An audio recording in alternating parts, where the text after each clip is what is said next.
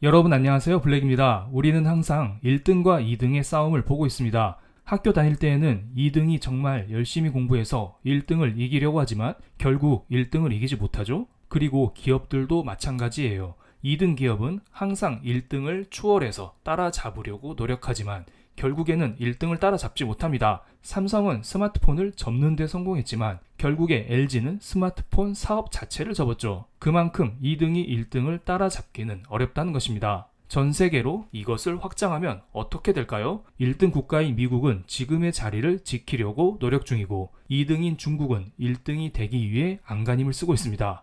5년 전에만 해도 중국이 매년 6% 이상의 고속 성장을 하면서 이 추세대로 가다가는 조만간 중국이 1등이 될 것이라는 전망이 지배적이었습니다. 실제로 2020년쯤 뱅크 오브 아메리카에서 나온 보고서에 따르면 미국과 중국의 GDP 격차가 점점 줄어들면서 2030년 이전에 GDP 역전이 나올 것이라는 전망이 나왔었죠. 그런데 최근 상황이 약간 달라졌습니다. 이것은 미국 GDP 성장률인데요. 코로나 경제 위기 이후 완만한 회복세를 보이고 있는 중이고 2023년 1분기와 2분기, 두 분기 합산해서 4.1% 성장을 기록 중입니다. 그렇다면 중국은 어떻게 움직이고 있을까요? 중국은 2023년 1분기, 2분기 합산을 해서 3.0% 성장을 했습니다. 미국보다 성장률이 떨어집니다. 2등이 부지런히 달려서 성장률을 높여야 1등을 따라잡을 수 있는데요. 2023년도에만 나온 수치를 보면 1등과 2등의 격차가 더 커져 버렸습니다. 최근에 중국에서 여러 가지 문제가 발생하고 있죠. 부동산 개발업체 비구이 위안이 망하기 직전입니다. 채권 이자를 겨우겨우 지급하긴 했지만 부도가 날 가능성은 시간 문제라 봅니다. 그래서 세계 3대 신용평가사 중 하나인 무디스는 비구이 위안의 신용 등급을 강등시켜 버렸습니다. 그래서 중국 경제에 탈출구가 안 보이는 상황이죠. 그래서 많은 사람들이 중국도 일본 따라서 잃어버린 10년이 이미 시작되었다는 말을 하고 있습니다.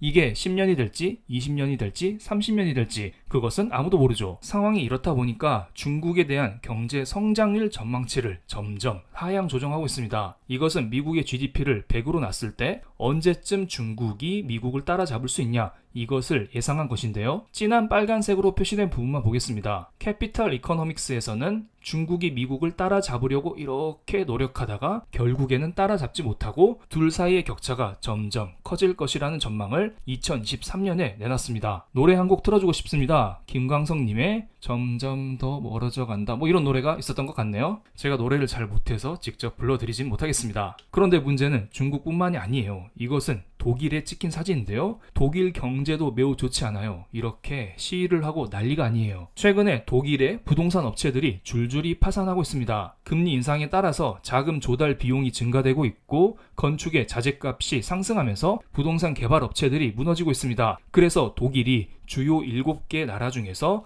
올해 유일하게 경제가 역성장하는 나라가 될 것이라는 전망이 나오고 있습니다. 실제로 독일의 GDP 성장률을 보겠습니다. 저는 독일이 역성장한다는데 믿기지가 않아서요. 직접 확인해 봐야겠습니다. 코로나 이후 독일의 경제 상태가 그렇게 좋지 않죠? 회복력이 더딘 상황입니다. 그리고 2023년 1분기, 2분기 합산 성장률을 보면 지금까지 마이너스 0.1% 역성장을 보여주고 있습니다. 정말 믿기지 않네요. 이거 벤츠의 나라 독일 맞나요? 벤츠 하면 고급차의 상징이잖아요. 벤츠 만드는 독일이 예전 같지가 않습니다. 그래서 한번 이웃 나라인 프랑스도 살펴봤습니다. 프랑스는 2023년 현재까지 0.6% 성장을 보여주고 있네요. 한국과 느낌이 비슷합니다. 1분기 때 성장률이 낮았다가 2분기 때 조금 높은 성장률을 보여주고 있습니다. 그리고 독일 위쪽에 있는 영국을 보겠습니다. 영국은 2023년 현재까지 0.3% 성장을 하고 있습니다.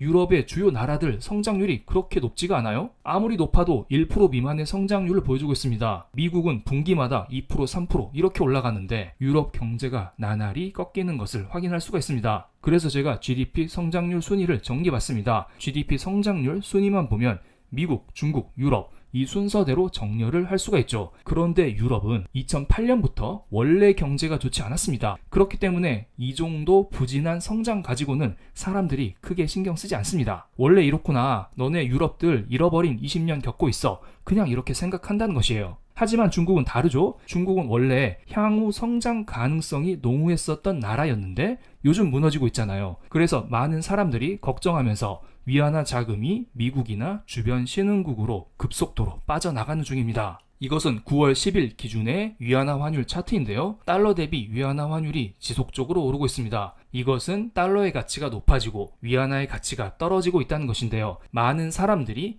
위안화를 팔고 달러를 매수해서 다른 나라로 탈출하고 있다는 것을 말합니다. 그런데 이 정도 되면 중국이 미국에게 깨갱할 법한데요. 중국은 아직 고개가 뻣뻣하게 살아 있습니다. 이것은 최근에 나온 기사인데요. 중국 정부가 공무원들을 대상으로 아이폰 사용을 금지시켰습니다. 그러면서 애플의 주가가 며칠째 장대 음봉을 기록했죠. 그리고 타이밍 맞게 중국의 대표 스마트폰 생산업체인 화웨이가 신형 스마트폰을 출시했습니다. 지금까지 미국이 대중 반도체 제재를 하고 있었는데 중국이 이것을 극복하면서 스마트폰을 하나 출시했던 것이죠. 그래서 미국은 깜짝 놀라서 화웨이에 대한 추가 제재 카드를 검토 중이라고 합니다. 그래서 이에 맞서서 중국 사람들이 난리가 났어요. 8일에 중국 대표 SNS 웨이보에 올라온 중국의 아이폰 금지령 소식은 조회수가 2,600만여 건을 기록했다고 하죠. 아마 지금쯤이면 훨씬 많이 올라갔을 거예요. 중국 국민들도 애국심이 장난 아니에요. 일본이 최근에 오염수를 방류하자 노노 재팬 운동을 펼치고 있잖아요. 그만큼 이슈 하나 꽂히면 다들 똘똘 뭉쳐서 열심히 맞서 싸우곤 합니다.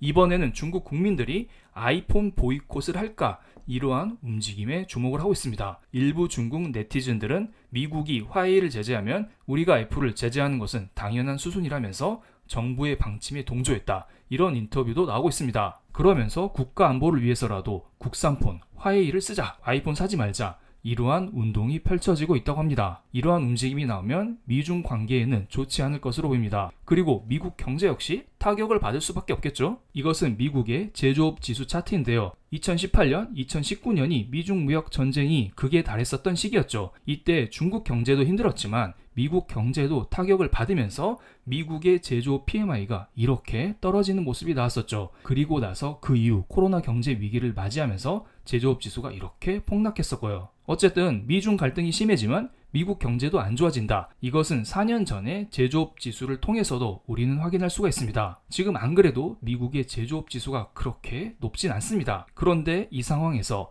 미중 갈등이 심해진다면 미국의 제조업 지수 역시 더욱더 떨어질 가능성이 있어 보이죠? 즉, 회복하는 미국 경제에 걸림돌이 될 수 있다는 것입니다. 그래서 많은 사람들이 이것을 빌미로 미국의 달러가 떨어지지 않을까 이러한 걱정을 하고 있는데요. 그래서 제가 이 두 개의 화살표에 해당되는 달러 인덱스 차트를 그대로 가져왔습니다. 과거 미중 무역 전쟁이 터졌을 때 오히려 달러는 강세를 보였었죠. 그리고 코로나가 터지면서 미국이 양적 완화를 무한대로 하면서 달러가 이렇게 떨어졌었던 것입니다. 여기에서 중요한 것은 미중 갈등이기 때문에 2018년, 2019년도 미국의 경제 상황이 안 좋았음에도 불구하고 달러가 상승했었던 이 상황에 주목해야 됩니다. 달러는 미국 경제가 좋았을 때도 오르지만 미국 경제가 좋지 않을 때에도 오릅니다. 전 세계 경제가 좋지 않은 상황에서 미국 경제가 좋지 않으면 안전자산에 대한 선호도가 커지면서 국강의 안전자산인 달러로 수요가 몰리기 때문입니다. 그래서 달러의 가치를 나타내는 달러 인덱스가 오를 수밖에 없는 것입니다. 그렇기 때문에 지금 미국 경제가 어느 정도 꺾일지라도 달러의 상승세를 막기에는 약간은 어렵지 않을까 이런 생각을 하고 있습니다. 물론 일시적으로 달러가 꺾일 수는 있겠죠. 다만 지금 미국의 경쟁자가 딱히 없어요.